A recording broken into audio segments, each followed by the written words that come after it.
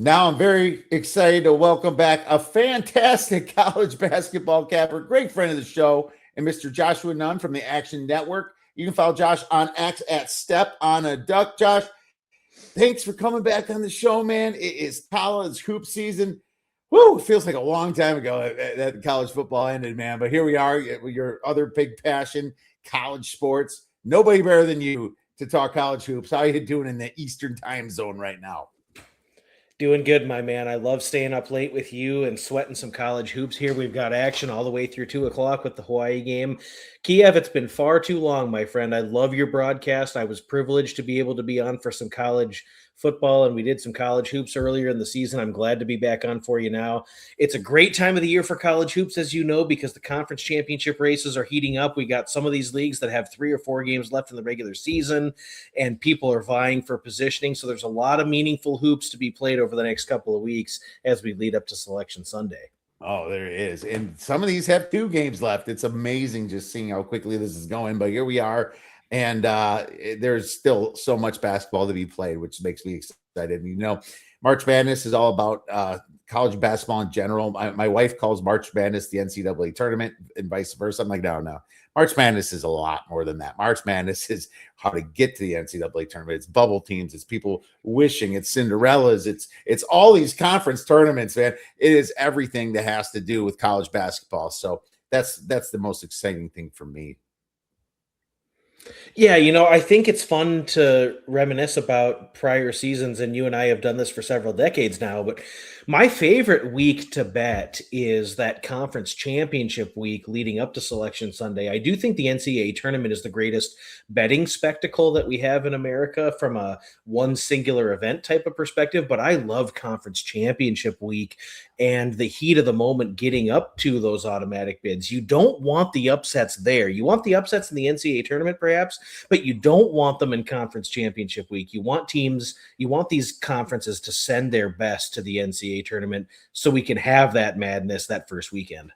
Oh, you do, but you still get those teams that are just like, well, how did this happen? And the kids are so excited because nobody expected them to do it. And that's what I love to see. And we're going to see some of that this year. But yes, I do want to see somebody contend in there. And I got one in my mind because I have a question to ask you about that. But before we get into that, Josh, what do you look for late February, this time of year, to try to find value on the board? Well, we have a unique situation now where some of these teams are frankly going to stop caring. Recent changes to many of the smaller conference tournaments and the larger ones for that matter have led these conferences to truncate the conference tournament. So every team is not going to make it. You've seen that in the MAC.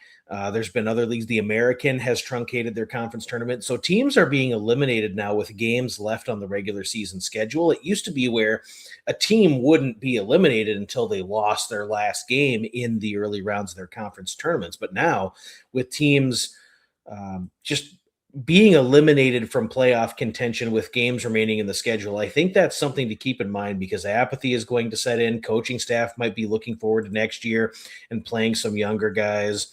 And with that said, there's a lot of these races that are neck and neck, and teams are vying for conference seeding positioning. So the teams at the top are really going to continue caring.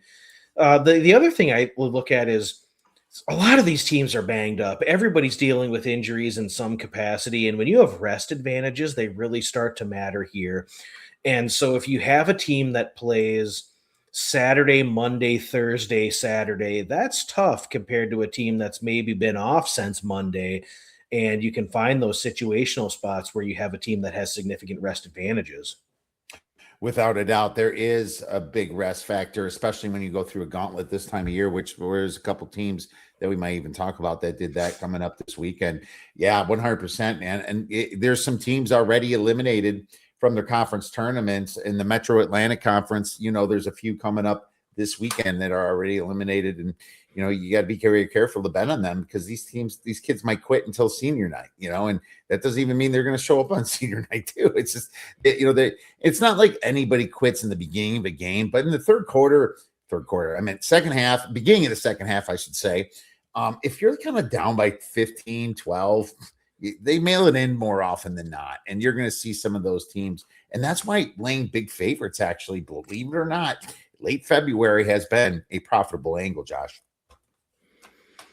Yeah, I can totally understand why too. The teams at the top of the race, even if you're not in first place in your conference, if you're in second, third, or fourth place, but you're jockeying for a kind of a power position come conference tournament time, you really want to put the kibosh on any shenanigans with a lesser foe late in the season. And so I can totally understand why some of those teams at the top of their leagues definitely take care of business against teams that are out of the conference race, if not mathematically eliminated at this point. So it's an angle I definitely look to attack this time of year. All right. Well, let's get into our next question. Remember those angles, guys. This is important stuff when it comes to being profitable. Injuries. You brought up injuries. I want to ask you how you deal with injuries in this situation, and nothing more worse than what we saw this week for JT Toppin. I had a little money on him to win the Player of the Year, and not going to happen now. I thought he was going to catch Boozer because they beat Boozer, and he beat Arizona, and the away game, or away from home, both of them. And that was just a really sad thing to see because I'm such a big fan of JT Toppins and Texas Tech's. But how do you deal with this injury now? Like, how would you approach betting or fading Texas Tech? Well, Texas Tech was a team that I had a future on to win the national title. I did cash out and take a small loss, but it's just one of those situations where injuries at large are affecting the majority of the 365 teams. But this specific injury is so critical. Toppin was such a force on the offensive end. He was a huge part of the engine that drives success on that end of the floor. Their offense was very good. It's just devastating, in my opinion, because when you look at Texas Tech and Grant McCaslin in a microcosm, their defense was such a catalyst at Texas Tech and North Texas from McCaslin before that. And their defense this year is just a B minus type of rendition of a patented Texas Tech defense. And Toppin was such a critical part of that on that end of the floor. And so now the defensive tenacity and the effectiveness of the Texas Tech defense gets mitigated by a certain percentage because of his absence. And you're not going to have him on the offensive end. So I thought Texas Tech was a team that had started to put the formula together to make a very serious run in the NCAA tournament. Now I'm not sure they see the second weekend. It is, with this particular player and this composite makeup of this team, it is hugely critical for him, and he's not going to be there. It's such a shame to see. Yeah, absolutely. And a lot of people are quick to fade teams that the very next game after a massive injury, and that is the wrong thing to do. And I'll tell you why. It's a psychological thing. These kids are going to rally and play out of their minds the very next game, and that's just how that happens. So they're going to be playing at home against Kansas State, and there's going to be a line adjustment probably for the injury. But you think that these kids, they're going to quit because Toppin's not in, or they're just not going to be as good. No, they might even look like a freaking superstar the next game, and it's going to smack you in the face and be like, why the heck would I fade him? And then the next game, you try to make up to your mistake, and then you bet on this team, and they absolutely freaking crumble.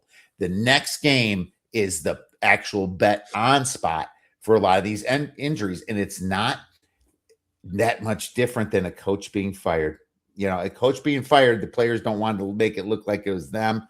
We were on Kansas State the other night because of that. Josh, that's a big angle I look at. Do not fade them immediately just to fade them. Yeah, and you know what? Looking at what is remaining for Texas Tech the rest of the way, they do have a couple of softer landing spots, and so I could see them. I don't know what the game's going to be lined at on Saturday. I would imagine it's 18.5 or so. I'm not running to the window to try to lay that with Texas Tech. I would imagine they win that game at home and possibly the next one against Cincinnati. But if you look at how they conclude their season with Iowa State, TCU, and BYU, my goodness, that could be some big trouble for Texas Tech after that initial boost of rallying the troops and playing out of their minds the couple games after the injury. Yeah, Ken Palm shows 17, so maybe it's less than that. If it's not, then the books are on to what I just explained, that the player being injured is not going to be, the market's going to actually like that spot. But, be careful with it. I think, later this, just like we talked about TCU, playing some of those better teams, Iowa State, that's the time you're really going to want to fade Texas Tech. Let's talk under the radar. Josh, you love college basketball. You love the small teams just as much as you love the big teams. And that's what we love about you. You're not biased. You watch everything. Give me an under the radar team that could mess up somebody, that can just shock them, that coming into the NCAA tournament. Of course, they got to win their conference tournament. So, yeah, I guess you got to assume that. Or you can give me a Power 5 school that is kind of bubbly. Well, I mean, the first thing is there's a team I want to buy low on right now, and that's Northern Iowa. This team is really good, and they hadn't played really that well all season up until the point where they got Tristan Smith back from injury. He's been such a bright spot for UNI since coming back, and the offense has scored 80 points for UNI in 4 straight games. This is a group I want to play on the rest of the way this season. They've got Southern Illinois coming up on Saturday. It's a big revenge spot for Northern Illinois, or for Northern Iowa, excuse me. And then they conclude their season with Illinois State and Drake. UNI is one of those teams that's battling in the Missouri Valley Conference for seeding positioning, and I really think that this group is about the only one in the bunch that can challenge Belmont in this conference. So UNI is a team that I think is still flying under the radar. They've won 5 out of their last 6. They're destroying the competition in their league. It's them, Belmont, and Illinois, Chicago that I think have a chance to win that conference. So buy low right now is on Northern Iowa. Well, listen to that. I believe they're one of the best unders teams, if I remember. I look at trends a lot. I think that they're pretty good to the under too. I'm staying in the Missouri Valley. My under the radar team that could mess somebody up in this tournament's Belmont. They toyed with Murray State, and I was on the over that game, and I was like mad at Belmont. I thought they're going to lose outright. They're down 17 points or something in the first half, and they just made Murray State look like fools in the second half. They are unstoppable. I mean, it's not like super under the radar. It's kind of like one of those McNeese states of last year, because they're ranked like in the 60s in the efficiency sites, Josh, but they're not getting talked about as much like McNeese. And maybe come March Madness, my little trendy team will be a little too trendy, right? Maybe people are going to jump all over Belmont for their 5-12 upset or whatever it is, 13-4, one of those situations. But I think Belmont is a very dangerous offense. And as long as they're hot, they could shock a lot of middle of the road to good Power 4 teams. Well, truer words have never been spoken. And you look at the offense they run. Casey Alexander, he brought that similar style over from Lipscomb, and Lipscomb was dangerous under his watch. And Belmont just hits the 3 ball so consistently well, and they've got all 5 guys that can shoot it from deep. It's an offense that's hard to prepare for, and when you get into the NCAA tournament setting and you haven't prepared for this type of offense, and you're not really accustomed to seeing a team being able to put it on you from deep that regularly, it's just a tough out for Belmont. So I think they need a favorable draw. I think Belmont is a team that can get out athleted if they had to play a team like, let's say Vanderbilt or Arkansas or Kentucky, somebody like that. Could be a tough out. But I think in the right draw, Belmont's a team that could absolutely not only bust brackets, but see themselves into a situation where they're playing on the second weekend. Oh, that would be great. And I mean, could we get so cute where it's an FAU type situation? 500-1 for Belmont to make the Final Four right now. And I mean, I'd rather see 1,000 or 10,000, 100,000-1, I should say. But I mean, that's 500-1. 1,000 wouldn't be great, but I'm gonna shop that around a little bit. Maybe I'll toy with it, because you get them to the Sweet 16, you get them to the second weekend, you can easily start hedging that thing. 2 more games just to get to the Final Four. That would be a pretty nice. You could really have a good time hedging that thing. So I'm going to look at that just for a little bit. Sell high team. So I'll go with buy low on Belmont. I'm going to sell Iowa a little bit here. Iowa, their schedule, non-conference was really easy, and they caught a lot of teams at some really fortunate times. They got to play a Nebraska team that was kind of crumbling a little bit, and this Nebraska team, I mean, they only scored 57 points against Nebraska. Nebraska just whipped Northwestern, but they got beat against Purdue. Nebraska's kind of looking a little rough right now, but Iowa's best win non-conference was Grand Canyon. And then if you want to count Xavier or Ole Miss, okay. But these are some really bad teams. They had like some of the easiest non-conference schedule in the power conferences. And then, you see them go to Maryland and get beat against a really bad Maryland team.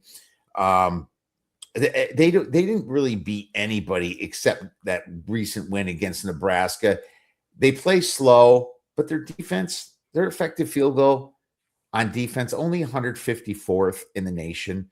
They play slow, but I think that their numbers are a little skewed by that. So I'm gonna sell Iowa. Iowa's a unique case study because they have a very good system and they've got some guys that are just complete ballers. Bennett Sturts is a guy that I would want on my team, and I would want 5 duplicates of him if I was formulating a team. But Iowa can get bullied, and we saw it against Purdue twice. We saw it against Illinois. We saw it against Iowa State, where this team in the painted area can just at times get out-athleted by some of the other teams in their league. So I don't hate that position on them, and I think we'll see that down the stretch. It could happen against Wisconsin, but it could certainly happen against Michigan when they host the Wolverines on March 5th, where this team at times just appears to get bullied. Agreed. Do you have a sell high team? I do. It's a small college team again, but I want to go back to the MAC, and I'm talking the MAC, the Metro Atlantic, and I want to look at Marist. And I love Marist. I love the defense for John Dunn. I like what he's done with this team all the way back to his St. Peter's days. But Tarek Watson has been out of the fold for some time now, and Elijah Lewis going down with injury for Marist has been really bad for them. They have looked terrible on the offensive end without him. 60, 56, and 63 points scored against putrid defenses. Fairfield, Merrimack's defense is good, but then Sienna's defense. And you look at the Red Foxes, they're projected by Ken and by some of those other power rating sources to be favored the rest of the way. But Marist may not win a game the rest of the season. They're just missing too many of the heavy hitters on offense.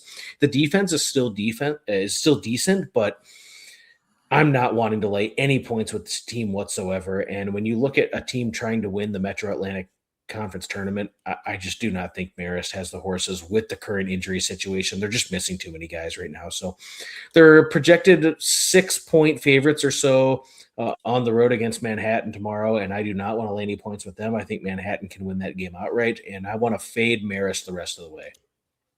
I was looking at Niagara and Marist for tomorrow a little bit, to be honest with you. Or not Marist, I'm sorry, Marist's opponent because of those injuries. And they're 4.5-point favorites right now on the road, Marist. And this is a spot where Manhattan, I think, can pick it up here. And it's not like Manhattan hasn't beaten some good teams at home. They beat Quinnipiac at home, they beat Sacred Heart. It's not like they're a top team. They're not, but they're now kind of playing to the same level as Marist should be playing because of those injuries. So I'm with you on that one.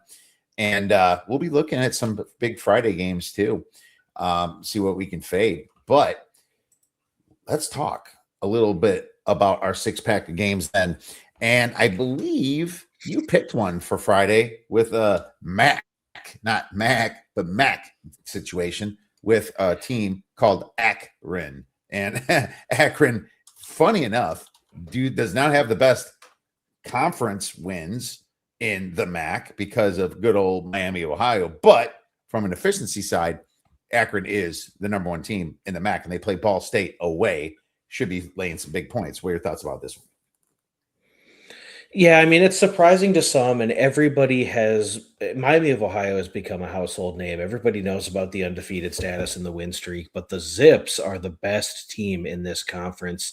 They're power rated by most to be the strongest team in this league, and the defense has been really the biggest surprise for John Gross and this Akron squad. They are first in defensive efficiency, field goal percentage surrendered, and 2-point defense in this league. And they're squaring off against a Ball State team that is just really, really bad on the offensive end. I look at the first meeting, Ball State was down at one point in the second half, 74-52. They made a little bit of a run late to make the final score a little bit closer than the game actually was, but I'm not sure we see it play out this way this time around. Ball State's coming off a loss against Ohio U, where they scored just 15 points in the first half and shot just 5 out of 18 from deep. The physicality brought by Akron, Mahaffey and Amani Lyles down low are going to just be absolutely too much for Akron against Ball State. And the other thing about Ball State, they have the worst three-point defense in the MAC. Akron made 12 out of 28 from deep against Western Michigan earlier this week, and they also collected 13 offensive rebounds. This is such a huge mismatch. Akron is going to be able to have second-chance opportunities procured. They're going to rebound misses. They're going to get to the foul line. And frankly, I just don't think Ball State is going to be able to keep up. You look at a team that is 13th out of 13 in the MAC in 2-point shooting. They don't shoot a ton of threes, but they're bad when they do have to shoot them. And there's really not a lot to draw from. I think Ziegler is a decent player for them, and Davion Hill has come back, missed a couple games. He could be okay for Ball State. But Akron, I have this power rated at 22, and currently they're laying 14.5. I have no issue with the road chalk here. I'm laying the number with the Zips. They should win this game by 20 points. All right. Yeah. And what's funny is that Akron is not going to have any sort of home field numbers or advantage here. I'm sorry. I mean, Ball State's not. There's nobody's going to this game. There might be more Akron fans actually in this situation here. So I'm with you, man. I'm gonna write that down. I think I'm gonna lay some big road chalk for Akron.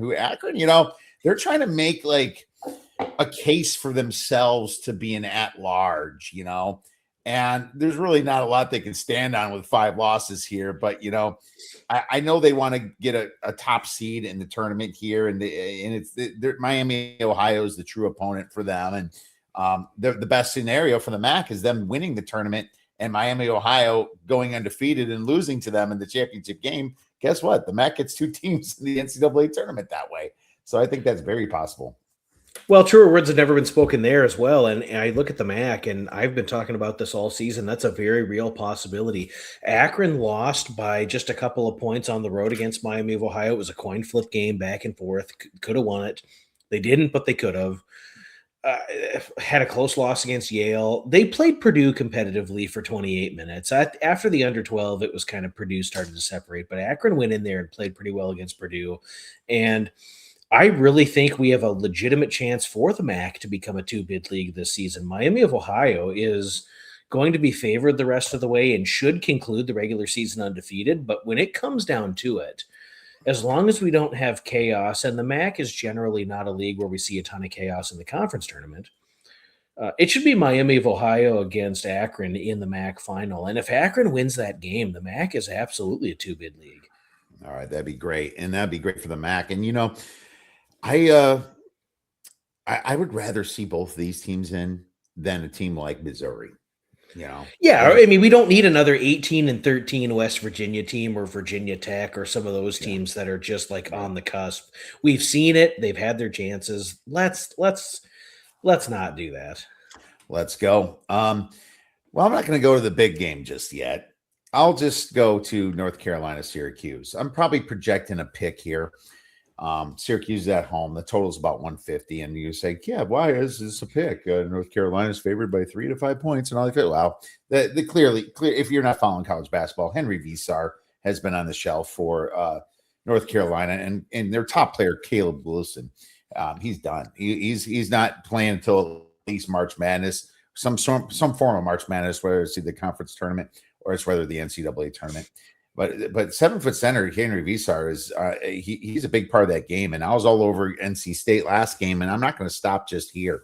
If you look at UNC, when they did get that big injury to Caleb Wilson, they had their bump and they won their game. UNC was able to dominate Pittsburgh at home, and then after that happened, they lose to NC State and lose bad. But this is the point where I'm fading this coach, Hubie Davis. I don't think Hubert Davis is a good coach. I think he's a man that's been blessed with some of the best talent that college basketball can bring a team, yet he's underachieved his whole career for the most part, and he only gets as far as his talent does. North Carolina is a very bad free throw shooting team, ranking 290th in free throws. So if this game's kind of tight, you really cannot rely on that. The only thing they do is really play some defense here, but without Caleb Wilson and Visar, Visar is going to be questionable. I don't know what's going to happen with him, so the line's probably going to be teetering a little bit. It's not going good enough. Syracuse, on the other hand, they're still fighting here. They know that they, as long as they get into the tournament and do a good job, I'm talking the ACC tournament, they have a shot to get to the NCAA tournament. Here's the big thing. They have some quadrant one wins because North Carolina would still be considered a quadrant one win for now. And they have Louisville as well. You get those 2 wins and you compile that with your SMU and Tennessee win. They're going to have an argument to be one of those ugly teams that we hate to see in the NCAA tournament. So this is just a massive spot for Q's. And I'm going to pick Q's to win this game. North Carolina, I think they're just poorly coached. And by the way, their home road splits on Haslametrics, how many teams are there? 365? That's where they rank. 365th in home road splits. I'm taking Q's. Well, it's not a bad approach, and I don't love Syracuse overall, but I do like them in this situation. And you know what? The Qs have proven that they are dangerous. They took Houston to the wire. They defeated Tennessee. They've got some good wins on the slate. And while I don't think that Qs has done enough just yet to become an NCAA tournament team, if they win out and they win 2 games in the ACC tournament, and you are 10-8 in league play and with 21 wins, 22 wins, if depending on how far they may advance. I mean, that's the quintessential NCAA tournament bubble team, and that's a first 4 team in Dayton. And so they have a chance to salvage their season on the brink, and going up against UNC with Caleb Wilson out of the fold. And if Henry Visar is out, that is just atrocious because the Qs will be able to collect offensive rebounds. They'll be able to matriculate second chance opportunities, and they'll win the war on the glass on the other end. It could just be one of those situations where every time you look at the TV, Syracuse has the ball and you don't understand why until you realize the personnel that's actually out there. So this is probably the spot where you want to back the Qs. 100%. And what's funny about Qs is that they're that weird team, like during the Boeheim years, people like, why you put Qs in? All of a sudden they make a run as an 11 seed in the Final Four. So that's just kind of like been their mantra. Just get in the tournament. And then all of a sudden they do some destructive stuff. I don't think they have the horses to this year or the talent that they used to get, to be honest, but it's just a point I wanted to make. Let's go to one of your games then that you want to talk about for Saturday in Oregon State, Pepperdine.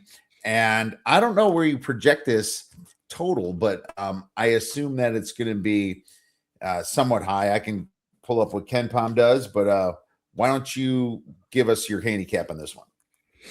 Well, Ken is adjusting as we speak here, and his total has crept up a tad here from what it was 4 hours ago and 14 hours ago. But if you look at Oregon State and Pepperdine, the over-under is projected about 143, 144. I like that, and I like Oregon State's team total to surpass 75.5. We've got the last Saturday home game for the Beavs, who have been much more aggressive in the painted area in recent games. They should shred Pepperdine in the paint and get to the foul line a ton here. But really, this is about the Pepperdine Waves. And if you go back and just look at about the last 6 or 7 games, Pepperdine has completely quit playing defense. Ed Schilling has scrapped the slow pace, methodical defensive style that Pepperdine played for much of the non-conference and the first half of league play. I mean, my goodness, they played a game against St. Mary's that had 61 total possessions, and now their possessions are in the 80s or high 70s. It's just a team that has stopped trying to do their defensive scheme as the season is lost for Pepperdine once again. They're not accumulating the wins. And they've surrendered 80 points or more in 8 games in a row. They did it again yesterday against Portland. They actually won the game 95-87, and they've actually won the last 2 playing this style. So we're going to see this sort of change in script.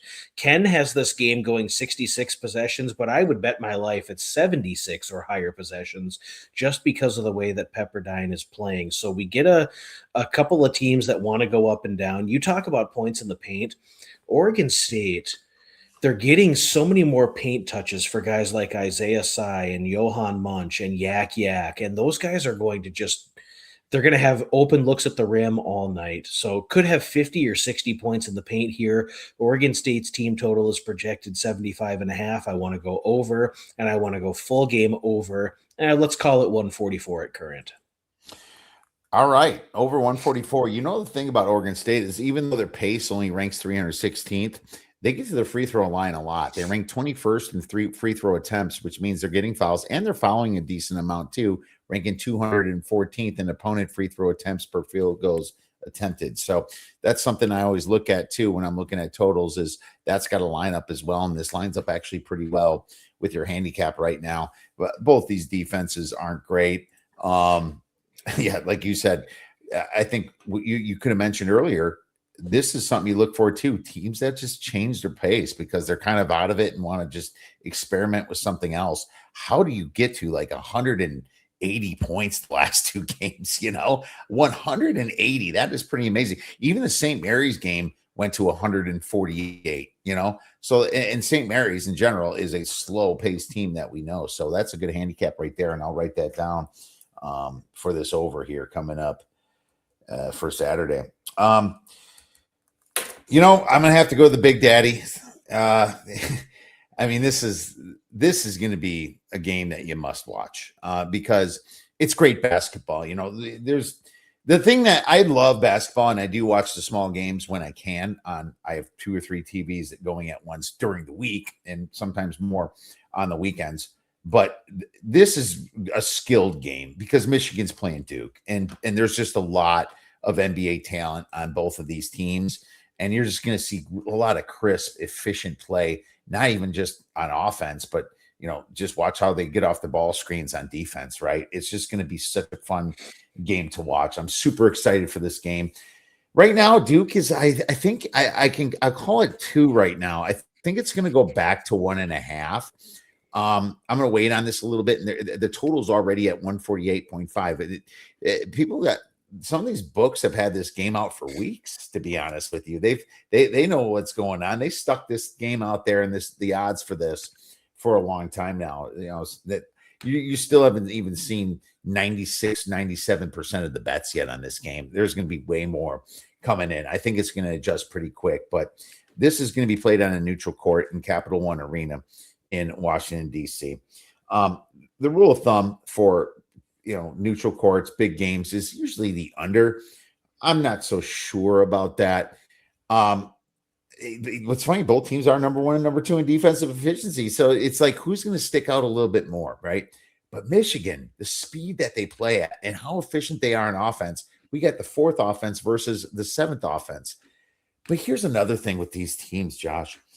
They blow out so many teams that the last 5 minutes of the games are not really being accounted for. They're not. They're better than even the numbers show in most cases, especially Michigan. Because Michigan, when they played on their neutral courts earlier in the season, they blew everybody out. The only time they really had that hiccup was against Wisconsin, my Badgers, and I'm happy as hell about it.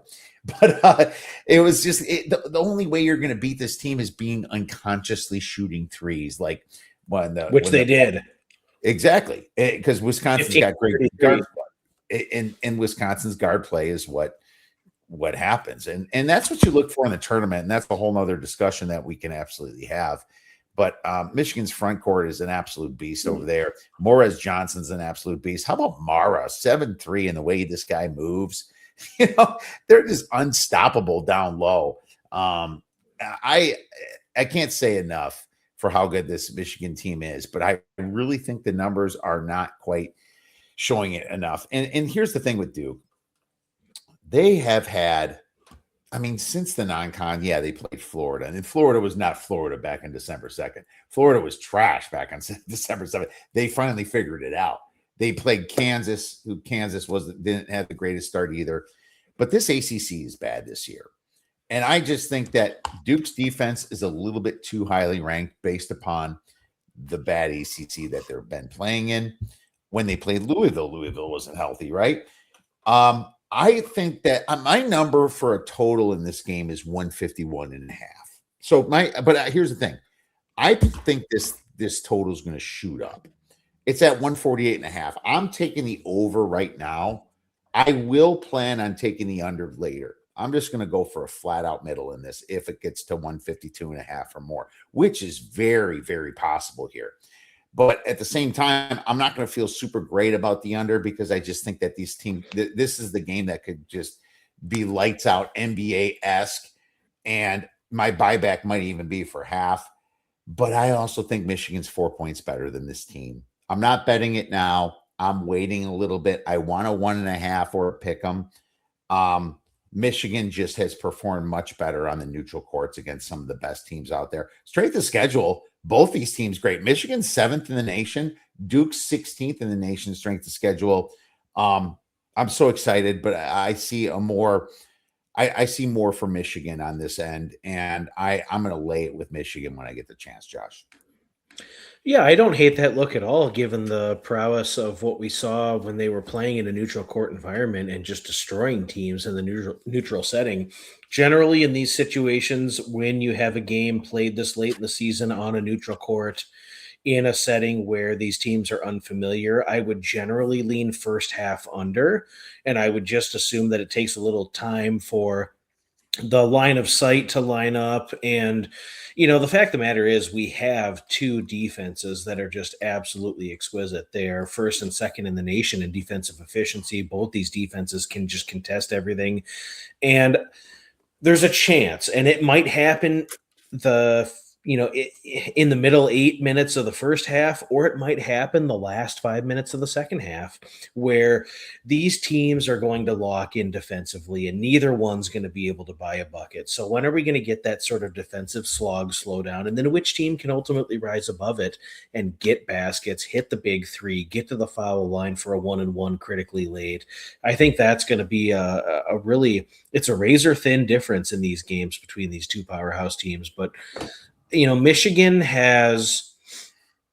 they had played with their food a bit at times. We saw them down 15 against Northwestern. They struggled for a half with Ohio State. They played a little bit poorly on the road against Michigan State. But you know what? These guys show up and they play up when the big teams come to town, or when they really have to have it against Indiana or against Purdue when Purdue came in there, or the list goes on, Nebraska, all these tough teams that they play, Gonzaga, they just show up and win these games. I think Michigan's a real dangerous team. Very dangerous. And Michigan they've, even when they've played their C or D game, they still stretched it out against like Nebraska and some of those other teams that you just mentioned. So let's move on to the next game. And I believe you are up next, and we're looking at Maryland Eastern Shore against Coppin State, correct? And are we looking at a side or a total? We're looking at the under, and I know this is grotesque, and I appreciate all the listeners hanging in there and kind of packing it in when we're talking about a game as disgusting as this one. But this money spends the same as any money on Duke and Michigan, and so I want to talk about it because I think we do have some. Wait, you mean the 343rd team against the 364th team on Ken Palm is not going to be an exciting game? Hey, if I can get a bet down on the game, it's going to be exciting because I'll be sweating the last 10 minutes just like any other game I watch this season. But yeah, what you have here is you have a projected total for Eastern Shore against Coppin State at 133.5. You have two offenses that rank 350th and 361st nationally in offensive efficiency, and Eastern Shore is bottom 5 nationally in tempo.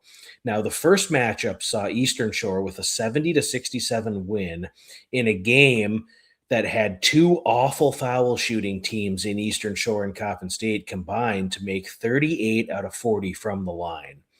And it was a second half that saw 47 points in the final 10 minutes. First of all, this meeting is not going to play out that way.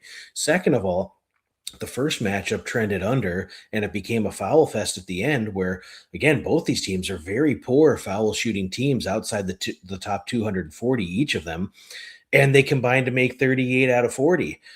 Well, since that time, neither one of these teams has shot anywhere close to that number from the line. But beyond the foul shooting, Coppin State has completely changed how their team is playing the last 4 games. The Eagles had gone up tempo. They were playing a little bit of pace and space, But if you look at head coach Larry Stewart, he's completely reverted to a slower grind pace with a significant defensive focus for Coppin State. Here's what the results have been, Kiev. 65-47 against Delaware State, 58-56 against North Carolina Central, and 59-57 against South Carolina State, 3 games that never even approached the posted total at close. Maryland Eastern Shore wants this game in the low 60s, and I really think that's what we get here. At 133.5 or so, we're absolutely going under. I really think it's the first team to 65 wins this game. This MEAC conference is the worst that I've ever seen in my entire life. Horrific. It's horrific basketball. I mean, the top team in Howard ranks 303rd. Listen to the rankings here. Half the conference is 355th or worse. Yeah, 303. It is so bad. 316, 336, 355, 350, 361, and 365. Delaware State is the worst team behind Eastern Shore, right? This is so bad. I mean, so only Josh can find such a good play in such a bad conference. And I love this play because you look at the trend line on them, you are absolutely right. Coppin is playing a hell of a lot slower here. And then Eastern Shore is always playing slow at 360th. And I don't know how these two offense can even score past 55 points apiece. And what's funny is their defenses are not like terrible. They're not nearly as terrible as their offenses, right? Coppin's is kind of up there, but that's only because I think they had just a little bit harder. But I love it. I wrote this down. I'll be with you on this one, so for sure. Yeah, and when you look at the rankings on these teams, if you're looking at the national average, you're going to see a lot of red because you're comparing against 364 other teams. But you really do need to look at the conference rankings because that is reflecting competition kind of at the skill level of these teams. And Maryland Eastern Shore's defense should be able to put the kibosh on Coppin State. The way you beat Coppin State is forcing them into the half court. These guys on offense are just so stinking bad. They don't move without the basketball. There's really very little motion. They really don't run a flex offense out of the post. They don't procure a lot of paint touches. And so it's really 4 guys standing around just calling for the ball. And then you put a move on a guy, you back it out, you throw up a 3 late in the shot clock. Again, I get it. It's garbage basketball, but this should be a lot of missed shots and a lot of one and done possessions here. I think this is going to be a hard under. And what I mentioned was the offensive ratings because Howard is actually the 220th team. But if you look at it, it's actually even worse if you look at both of these together because you literally have the worst teams in college basketball. I'm going to go to a Sunday game and talking a little bit about what I mentioned on the Badgers and Iowa. I am fading Iowa here. And I think the efficiency sites are a little bit wrong because of some of Wisconsin's inconsistency here. But this is a spot play for me. Wisconsin went to Ohio State fat and happy after a big Illinois and Michigan State win. They looked completely lethargic that game. They looked like they didn't want to be there. Ohio State looked like it was do or die. It looks like there was a gun to their head in that game. They were playing out of their minds. They got jumped. Wisconsin got jumped. Never really can get back in. It didn't even really look like they care back in. But Wisconsin does respect this Iowa rivalry. Wisconsin owns this rivalry, and Wisconsin's going to get it done. The thing I love about Wisconsin in this game, they can play teams from a fast-paced perspective. They can play teams and win on a slow-paced perspective. You saw what they did against Illinois. You saw what Wisconsin did against Michigan. You saw what they did against a crawling, slow Michigan State team earlier as well. When Wisconsin is on, this team is dangerous, and they can really beat anybody, and they've already proved it. This Iowa team was a sell high to me for a lot of reasons.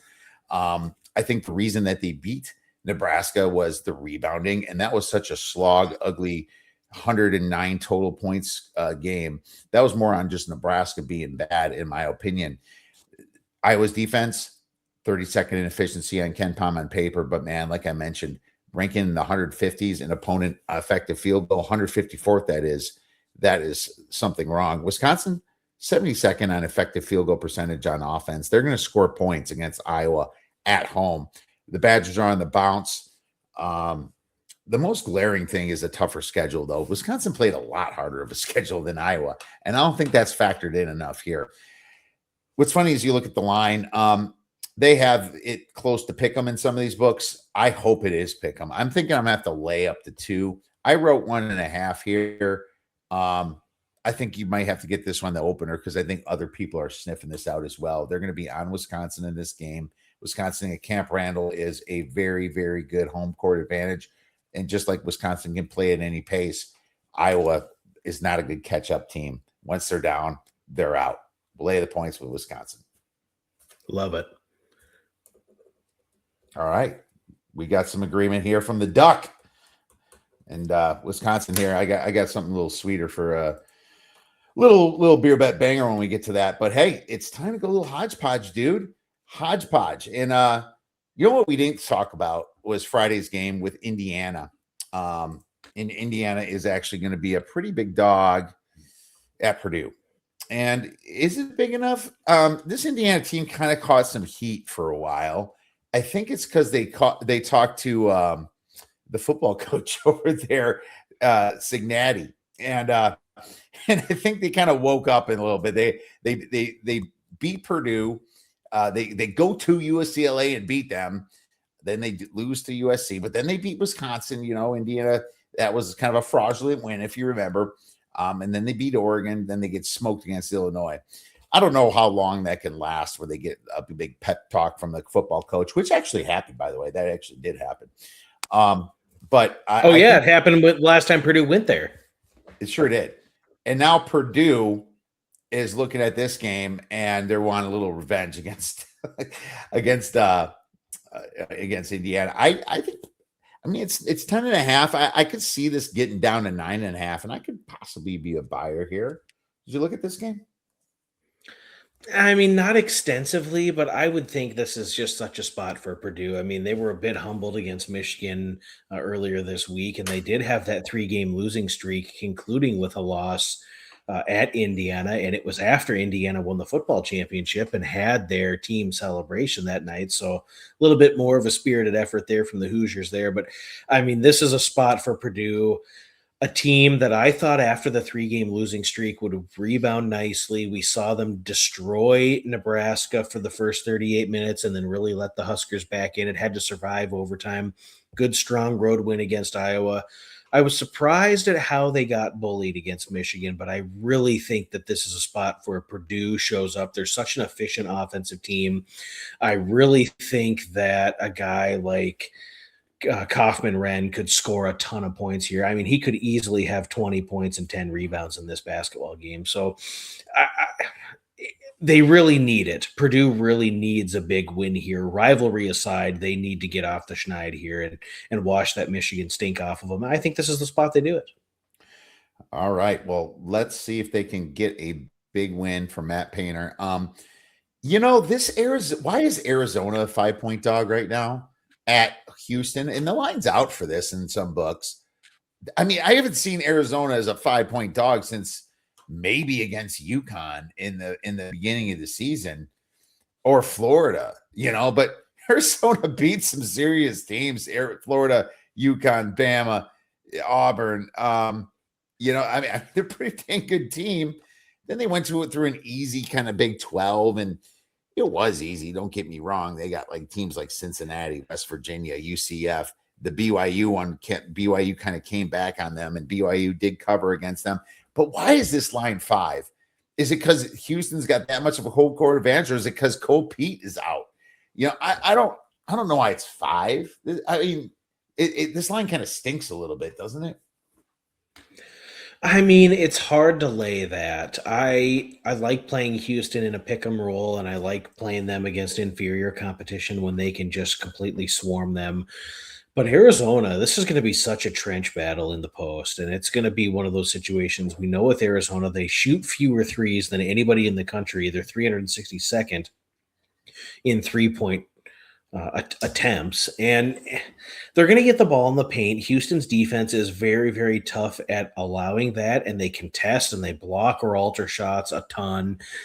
But Houston has had foul problems in the past, and they have sent their opponent to the line. And I just worry about if we get a heavy whistle in the situation, we get a couple guys for Houston that might get into foul trouble. If Senek gets into foul trouble or Joseph Tugler, could just be a problem for Houston.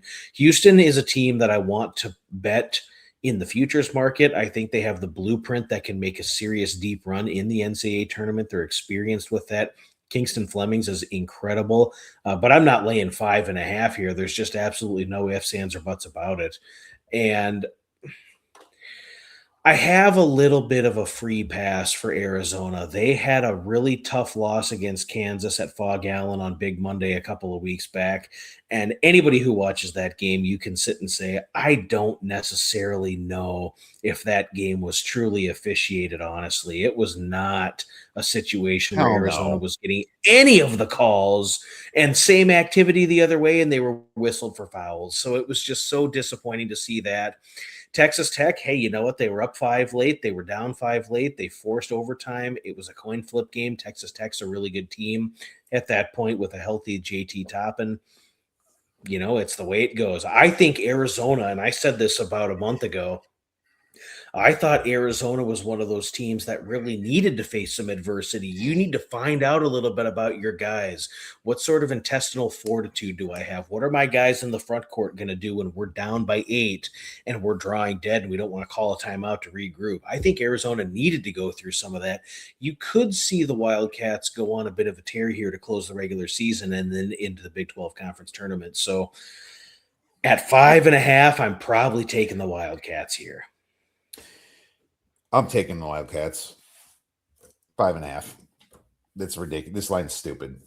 You know, their best win is BYU. You know, Arizona. I mean, it's not like Houston had a lot of swings at it, but they lost against Iowa State. They had a shot there. And maybe it's because they're on the bounce because they're coming off that big loss. But their best win was Texas Tech, maybe. Or no, they lost to Texas Tech. They lost. Yeah, it's like, what's your best win? BYU, number 22? I guess when they beat Texas Tech and Texas Tech's 18, but Texas Tech's a very, very inconsistent team too. Maybe Arkansas on a neutral court. You saw what Arkansas did against Alabama. This is just too many points. We'll make that an official play too. Yeah, and don't make a mistake about it. You know, I think when you look at Houston's wins against Auburn was good. Even Syracuse in the neutral environment was very good. Texas Tech way back on January 6th. These are two really, really good basketball teams. I just don't see a lot of separation here. You can't give 2 possessions on the road against arguably a top 3 team in the country in Arizona. I want to take the dog here. Oven Fresh One wants to know if you you got your hedge that Virginia future you had in the championship game. No, this is college football, and I appreciate the question. I'm glad Oven Fresh is staying up late with us. I had a Virginia 200-1 future to win the ACC. I was very public about the fact that I did not hedge that game. I almost attended that game in Charlotte, North Carolina. I didn't end up doing it, but the Wahoos got so close. They were a team of destiny. It was written on the walls all year for Virginia, and they just couldn't close the deal.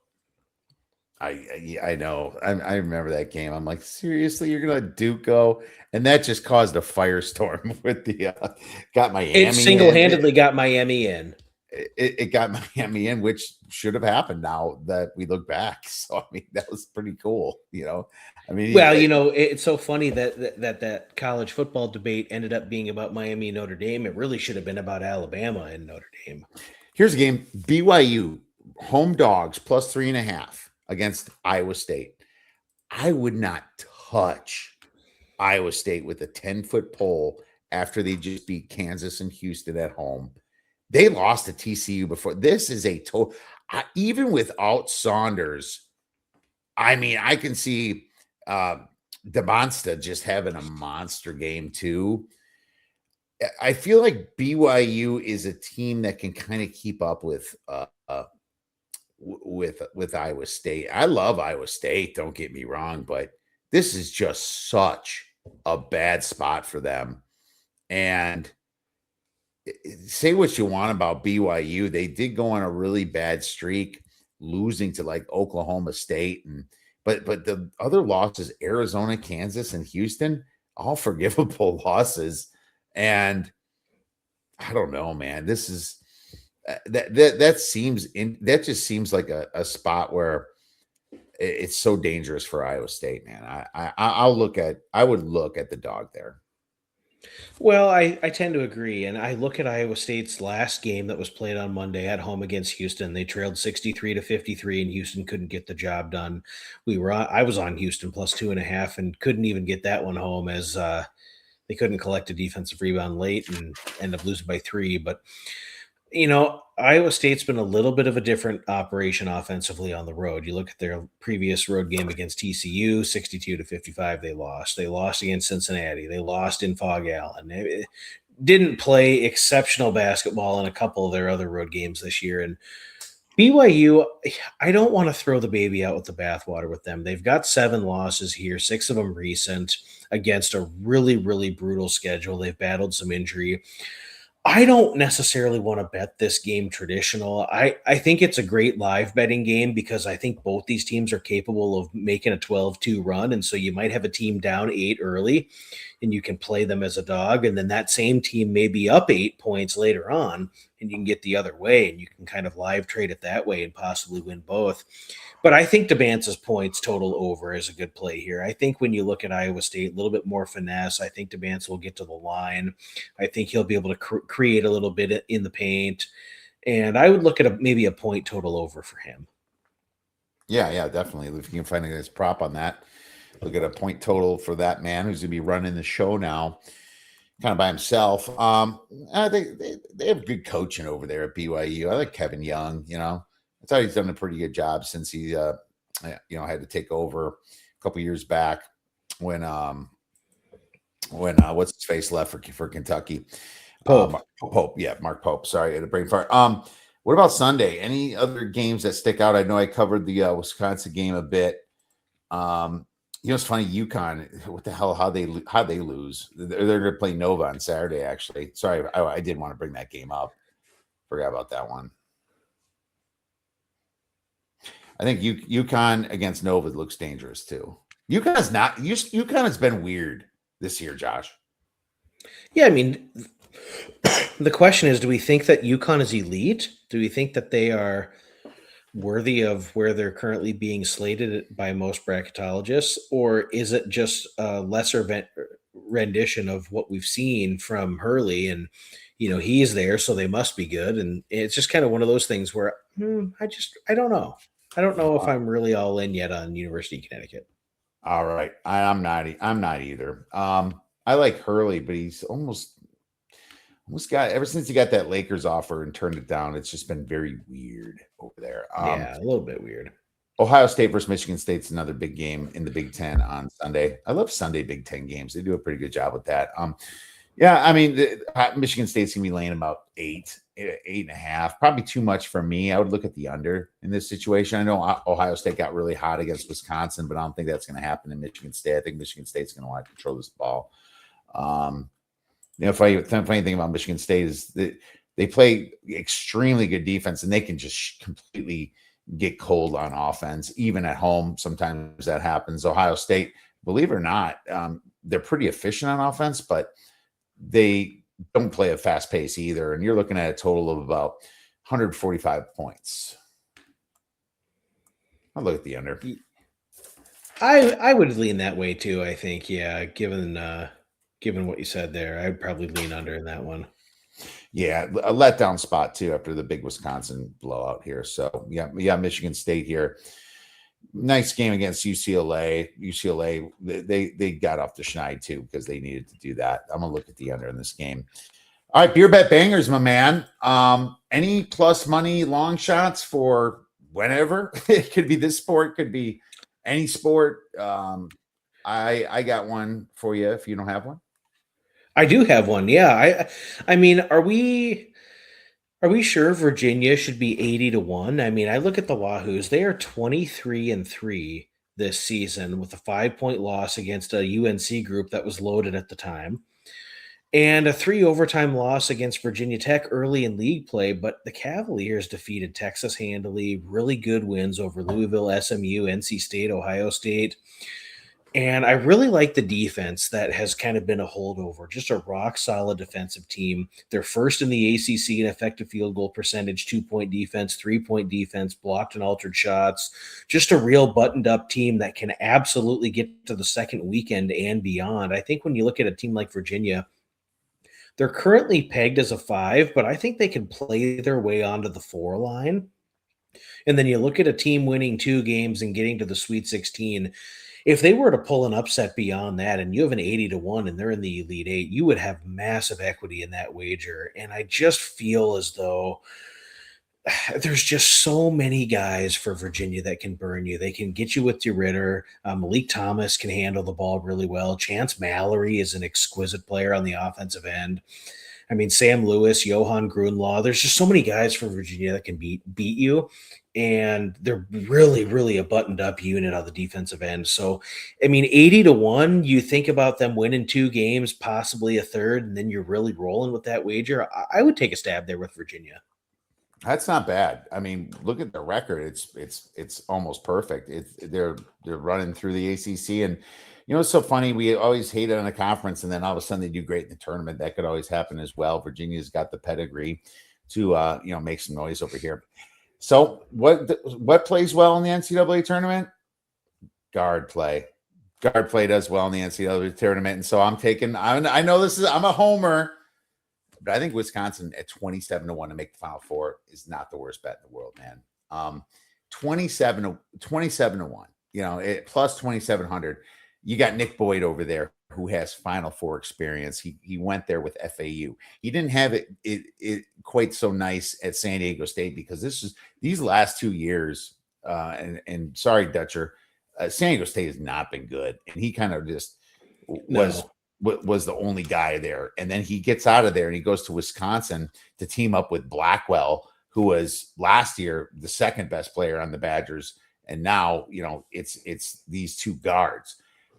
When guard play is great, you've seen it with Wisconsin go away from home and beat Michigan, away from home and beat Illinois. That really says something to me, that they can, get these big games done. How they beat Michigan State at home. Michigan State couldn't even crawl back in the game, even with the fouls going their way to try to make it closer. This is, I think Wisconsin gets a decent draw, and maybe they stay away from an Arizona or a Michigan in their side of the bracket. Hopefully, this 27-1, I think, has a shot. Yeah, it's going to come down to the draw, but I mean, certainly a team that has the pedigree, they have the capabilities with their offensive efficiency. They don't turn the ball over. They can procure trips to the foul line. They shoot the ball tremendously efficiently from 3-point range, and they shoot a lot of threes. And it's just a team in the NCAA tournament where you could look up at the under 15 and a team goes 3 for 3 from 3-point range, and bam, they already up 14 points on you. And it's like, this is going to be a really tricky out for an offense that you're not used to prepare for. If they get the right draw, I think this could certainly have some merit. All right. Well, there we have it. Look for Wisconsin at 27-1. Where you also should look is Step on a Duck, my man Josh Nunn from the Action Network, who comes out with all kinds of great basketball, college football content. Josh, where could our listeners and viewers get your wonderful information? Yeah, I appreciate that very much, Kiev. For college hoops, it's exclusively Action Network. So I do 30-ish game previews per month over there. We have a midweek show on Wednesday afternoons with myself, Mike Calabrese, and Christian Ojakjian. We do a Friday and Saturday live shows that are live on YouTube. And you and I have spent some time together on Spaces with our friend Kyle Hunter, and we're always down to talk about college basketball breakdowns, talk high and low, national championship futures, everything else. And it won't be too long before we conclude this and quickly get to turn the page to spring football and the college leagues, my man. I know you're excited about college football. You and I live and breathe that, and it will not be long now.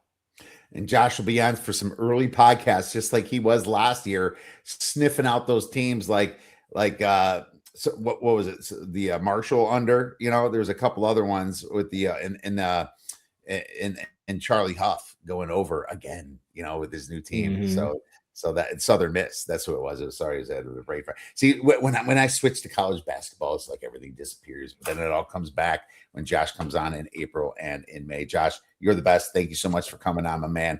Best of luck this weekend, and we'll be texting. Sounds good, brother. Thanks for having me on. We'll see you at the window.